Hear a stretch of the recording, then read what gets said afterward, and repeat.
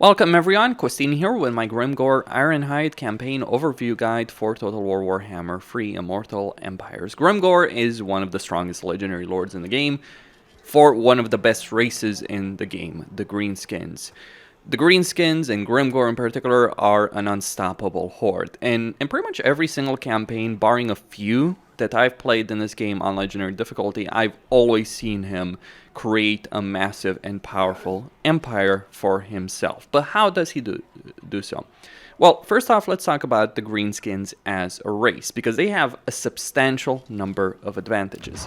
Talking about the economic perspective of the Greenskins, they rely on the heap of shiny stuff, which at tier 3 can generate 500 income. But more than that, the Greenskins in every tier 3 settlement, so minor settlements, major settlements, they can also get the raiding stashes, which will give them 3% battle loot, post-battle loot, 2% income from sacking settlements. And that is substantial because it stacks, so you can get a ridiculous amount of post-battle loot and income from sacking settlements. So anytime you fight a battle, you're going to get a huge amount of money as the Greenskins. You might play a campaign at a significant economic deficit when it comes to your income, but you will never run out of money if you're playing properly as the Greenskins. As long as you're winning at least one battle per turn, it would take a significant upkeep for you to really run out of money. Further, they have great units. At tier 1, they get one of the most cost-effective units in the entire game, and that is the Goblin Archers. That's from any settlement. And at tier 2, with the DLC, specifically the Skarsnik DLC, the Warlord, the King and the Warlord DLC, they can get Nasty Skulkers. If you don't have the DLC, you'll be at a disadvantage with the Greenskins, but the Nasty Skulkers, given the current meta of melee focus, are absolutely insane. Even if you don't cheese siege battles, and I personally don't cheese siege battles when it comes to just using stock units to capture control points, these guys are absurd. They get a significant amount of armor piercing damage to a point like the vast majority or 3/4 of their damage is armor piercing damage. They have a pretty high amount of melee attack. Although their leadership and armor leaves something to be desired, there are ways to improve that as well. Then at a high level, they do get trolls, which are very powerful line holders, tone trolls in particular from the Grom DLC. Very powerful. Even regular trolls are fairly effective units at tier 2, and they have a good selection of heroes, specifically Orc Shamans, Black Orcs being the kings when it comes to combat potential, Black Orcs being great in terms of fight, Shamans providing you some very powerful magic in terms of damage and buffing your army, and then of course you've got the Giant River Troll Hags, which give you a great amount of replenishment. The weakest heroes are the Goblin Big Bosses. They're not bad, they're just not exceptional. They're not as great in melee as the Black Orc Big Bosses are. And you also have improved archers with Night Goblin Archers, providing you a faction that has great melee, great range, great monstrous units. And the only downside is that their artillery leaves something to be desired, though Rock Lobas at tier 3 and then Goblin Doom Divers at tier 4 will be effective at destroying walls and wall towers in a siege battle. Furthermore, and this is where we just get started with the Greenskins, they have incredible commandments when it comes to growth control, and then they have the WA mechanic. Beyond the fact that if you declare a WA on a faction, every single one of your armies is going to get an additional army attached to it, so you can bring 40 units per stack to a battle. That is an incredible amount of potential. It helps you on auto-resolve, it helps you in manual battles. But on top of that, the WA meter itself, as you fill it up, gives you enormous faction-wide benefits. 30 growth, 5 control, 10% recruitment cost, leadership to armies, and winds of magic benefits. So the Greenskins are an absurdly strong race that really acts as a steamroller. The only downside, if you will, with the Greenskins, or the only two downsides, is this. First off, they can't trade with other factions, and not being able to trade with factions does actually limit your diplomatic potential by quite a bit. On top of that, a lot of factions will not really like you. So if we look at factions like the Ogres are perfectly fine, but pretty much everyone else is going to have a dislike of the Greenskins. Some factions will have an aversion of -100 when it comes to diplomatic relations. That's not really a problem for Grimgor though, because he starts surrounded by Ogre factions, Orc factions, as well as a Chaos faction when we're thinking about Kolic. So this is where really Grimgor begins to shine. Beyond that, let's talk a bit about a research tree. Research-wise, they get a lot of benefits early on for their goblin units. So those goblin archers, those nasty skulkers, then night goblins, archers, they will get even more strength in battles, and they're already strong enough to begin with. So you can get a ridiculous amount of armor, missile strength, leadership, speed, etc. They will gain some fairly hefty advantages, and you'll be able to get those advantages fairly early on in a campaign. You can also get Vanguard deployment, upkeep benefit, ammunition for Doomdiver catapult units. So the Greenskins are an unstoppable and powerful horde as a faction.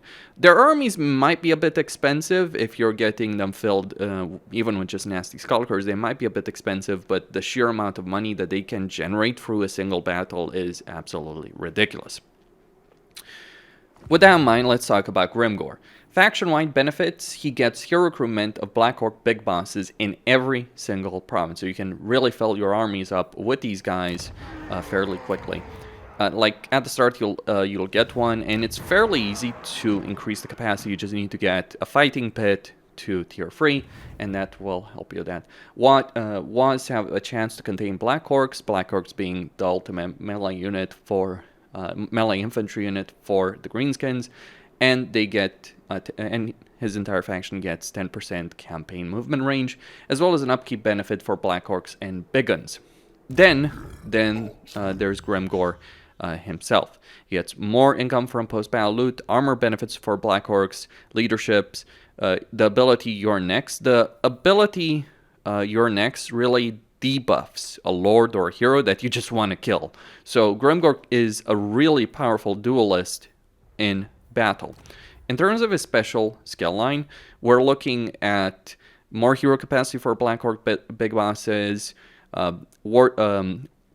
melee defense damage resistance benefit, an armor piercing weapon damage for Black Orcs, charge bonus for Black Orcs, and then various benefits in general, including fear and terror, so enemy armies will rout more easily, and then, of course, frenzy for Grimgor himself. He is a powerhouse in battle, he is a powerhouse on the campaign map, and he greatly benefits from his starting position.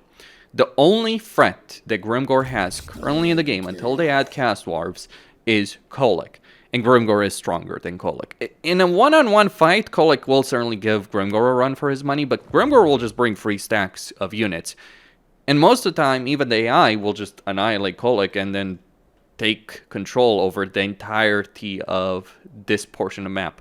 I've seen Grimgor consistently take control of this, and that's because he's just stronger than every other faction that surrounds him. Greasus is just simply not a match for him, and Cafe is a bit too far away, and they have their own issues to deal with. So by the time that Cafe can muster a response, Grimgor is going to be able to defeat him. When you're playing him starting out in Saber Mountain, what should be your campaign plan? Let's talk about this.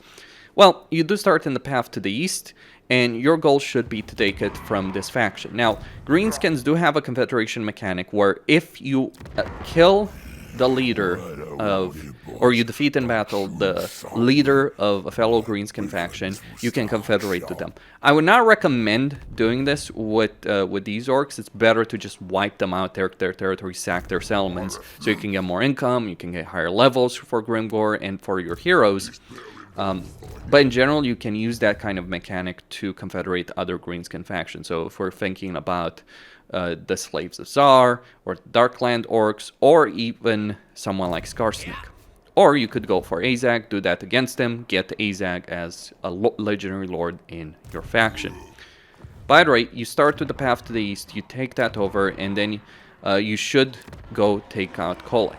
You shouldn't expand in the Chaos Wasteland. It's just not good climate for you. So what instead you should do is take out Kolic and sell the territory to a minor Chaos faction, maybe Dagoth over here in the Dragon's Breath.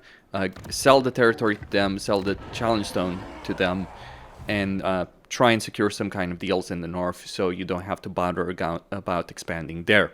Not that there's going to be many threats coming from the north once you deal with Kolic, because there's only a couple of minor factions over here. I mean, there's some Warrior of Chaos factions here in Village who might become a problem, but Village does start pretty far away. Though, don't be surprised if he shows up in your territory, because Village doesn't want to invade Cafe, but he doesn't want to attack the Grey Bastion.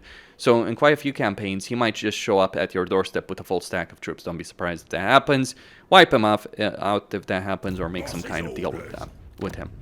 Once Kolic is dealt with, just continue expanding south. Bear in mind, of course, that Ogre territory is made up of a lot of minor regions. There might not be a proper provincial capital, though Carrick Vrag does have one. Carrick Zorn has one, though certain provinces will not have a provincial capital. Like Farmouth, for instance, will not have a proper provincial capital, and I believe the Ivory Road won't have one either. So the Mountains of Morn are not necessarily the best provinces in the game, but if you expand across this entire mountain range, then you'll find yourself in a really great position. Just take this territory, deal with all that, or alternatively, you could just head west. I would avoid invading Cafe and I think going west is the smarter decision, because that will put you in contact with Skarsnik, that will put you in contact with Azag. What tends to happen between Skarsnik and Azag is Skarsnik tends to do pretty well against the dwarves. Azag also tends to do well against Ostermark, but the issue is both Skarsnik and Azag tend to be wiped out. Azag by Draika, as well as other enemies, and Skarsnik by the dwarves. Even if he does take Kara-Zakarrak, he's just in a vulnerable spot. Though if he does take Kara-Zakarrak, which is no guarantee, though I've seen it happen, he will possibly expand across the entire portion of the mountains here from where he starts all the way here to Karak Azul. He might do that. You might have to chase him down to knock his head in so you can gain control over all of his territory. I would avoid declaring war on fellow Greenskin factions, or just be sneaky about it. Just show up, beat them over the head, gain control over their entire faction, especially if they do control a substantial amount of territory. Very useful when you're dealing with legendary lords. I would avoid diplomatic entanglements with the Darkland orcs, at least, because they will have quite a few enemies. So I would avoid that for a while, though you can obviously make a non-aggression pact with the Slaves of Tsar, so they're not going to declare a war against you. Remember, the AI is biased against you in a campaign, and since you're playing a faction that can gain a lot of armies very quickly in a campaign, it is quite possible that you might become the major strategic threat for all the factions around you. Well, because you are the major strategic threat. But if all of them declare war on you, you might just be overwhelmed by the raw numbers of enemies that are going to head your way. Final thing to mention about Grimgor, he does have the Immortals banner. Now, the Immortals banner gives armor, leadership, melee defense to unit, and the Immortals ability. And what the Immortals ability does is that if leadership is higher than 50% of base leadership, and keep in mind the banner buffs leadership itself, but if the leadership is higher than 50%, then entities in a unit cannot die. So this one unit, and eventually going into the Regiments of Renown, the Crimson Killers, these guys can just keep fighting and not die in a battle. Their HP might be 0, but as long as their leadership holds firm, they will not die, and they will just keep fighting. They can win entire battles on their own after a certain point. At least the Crimson Killers can do so, provided you have enough leadership buffs in your army provided by various heroes. My advice would be to initially start recruiting Goblin Archers for Grimgor. Get a lot of those. Once you get and actually destroy the barracks here, because you want to get the growth building over here, like get the idols, get this to tier 2, get it to tier 3. You do have good growth, but you do want to use the idols to get very high growth very early on. Get to tier 3, unlock the trolls, unlock the fighting pit, unlock the Giant River Troll Hag, so you can get the replenishment from her, unlock the shamans. Once you unlock shamans, Black Orc Big Bosses, all that, and obviously Stone Trolls and Night Goblin Archers, you'll become a really powerful faction. But you just got to be careful. You're only really vulnerable in the early game, or you're vulnerable if you allow yourself to grow too slow. You need to grow fast and quick. So yeah, just delete this barracks, get the idols. Maybe get multiple idols in these regions, like you can get one very quickly here in this element that you can take in turn 1, and just make I wouldn't necessarily say go for free idols in your starting province. I would start getting piles of shiny stuff then as well. Like at tier 2, at tier 2 I would not necessarily bother with the barracks yet. I would just get more income, more growth, control through the boss's tent. It's only at tier 3 that you should really bother getting a barracks when it comes to your settlements. Also, you have Saber Mountain. At tier 5, Saber Mountain will give you hero recruitment, Black Orc Big Boss, increased capacity, upkeep benefits for Black Orcs and big guns for all armies, recruitment benefit for Black Orc units, recruitment cost, recruit rank for Black Orc units, and recruitment duration. And it will also allow you to directly recruit Black Orcs. In fact, you might not even need a barracks in Saber Mountain itself, because you'll just have the big fort, which gives you the Black Orcs themselves. So you might not need to bother with that there. Though at tier 2, of course, you can get the Nasty Skulkers, but you're probably not going to have time necessarily with Grimgor to just stop and collect those Nasty Skulkers, though eventually you want armies made up of, early on, Goblin Archers, very early on Goblin Archers, then eventually switch to a combination of Nasty Skulkers and Goblin Archers. Later on, Black Orcs or Nasty Skulkers with Trolls and Night Goblin Archers. That should be your priority. Stone Trolls in particular, or Trolls in general, they have the Siege Attacker trait. So with this, on a unit in an army, you can just instantly attack settlements with your other armies. Like Grimgor himself will obviously have Siege Attacker. All the Legendary Lords have Siege Attacker, but if you put Trolls in other armies, they'll have that ability as well. And that's all there is to it. Costin here signing out. Don't forget to subscribe, like, enable notifications, and stay tuned for more.